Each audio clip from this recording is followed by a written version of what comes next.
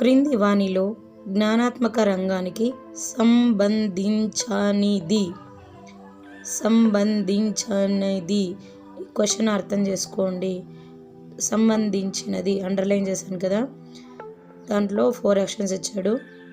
1 విశ్లేషణ, 2 మూల్యాంకనం, 3 వినియోగం, 4 అనుకరణ. జ్ఞానాత్మక రంగానికి అనుకరణ అనేది సంబంధించినది అంటే అనుకరణ. జ్ఞానాత్మక రంగానికి సంబంధించినది అనుకరణ. Option 4th option is correct.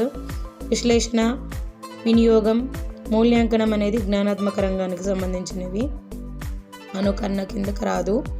కాబట్టి సంబంధించినది అంటే అనుకరణ. Please like and share, subscribe more videos. Please comment below. Thank you.